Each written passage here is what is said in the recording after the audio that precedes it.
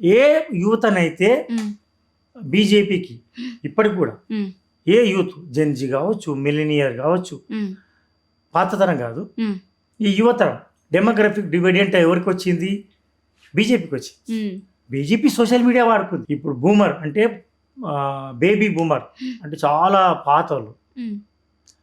ఇప్పుడు 1947 స్వాతంత్రం వచ్చిన తొలినాళ్ళలో పుట్టిన మన మోడీ ఈరోజు బీటా గామా ఎట్లా ఆ జనరేషన్ ఎట్లా చేస్తుంది, అంతకంటే ఎక్కువ సోషల్ మీడియాలో ఉపయోగించుకుని నంబర్ 1 స్థానంలో ఉన్నాడు మనం ప్రధానమంత్రి. ఆయనకి ఇప్పుడు ఈ ఆన్లైన్ అనేది ఏ డిజిటల్ మీడియాను వాడుకొని వచ్చిండో, ఏ డిజిటల్ మీడియాతో ఆయన అధికారంలోకి వచ్చిండో ఆ డిజిటల్ మీడియానే మళ్ళీ ఇప్పుడు ఒక కాక్రోచ్ రూపంలో లేకపోతే బొద్దింక రూపంలో వస్తుంది అనుకోవచ్చు. ఏ సోషల్ మీడియా అనేది వాడుకుంటో ఈరోజు కూడా ప్రపంచంలో బలమైన పార్టీ అంటే సోషల్ మీడియాలో, ఆన్లైన్లో, ఆఫ్లైన్లో, క్షేత్రస్థాయిలో రకరకాల శక్తులను, అన్ని శక్తులను కూడగట్టుకొని రాజకీయమే పరమావధిగా, రాజకీయం తాగడం, తినడం, రాజకీయం చేయడం అనేది ఒక నరనరాన జీర్ణించుకుపోయిన ఒక పార్టీగా బీజేపీ మోడీ, అమిత్ షా. మోడీ విదేశాల్లో తిరిగితే అమిత్ షా స్వదేశంలోనే ఉంటాడు.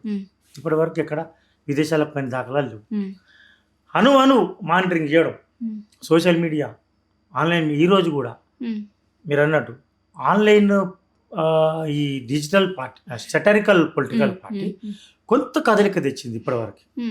ఇవాళ నిన్న మన పేపర్లలో చూసిన ఇవాళ మోడీ మీరు ఏమనుకుంటున్నారు, యువత ఏమనుకుంటుందో తెలుసా, ఆన్లైన్లో డిజిటల్ మీడియాలో ఏమనుకుంటుందో తెలుసా, మనం చేసే పనులు సంపర్కం అంటే ఎంతమందితో మీరు సోషల్ మీడియా ద్వారా రీచ్ అవుతుందో, ఎంతమందితో మీరు కాంటాక్ట్ ఉన్నారు, ఇన్స్టాగ్రామ్లో ఎంతమంది ఉన్నారు, ఫేస్బుక్ ఎట్లా వాడుతున్నారు, ఇవన్నీ కూడా అన్నట్టు యువత ఏమనుకుంటుంది అందులో ఒకటి.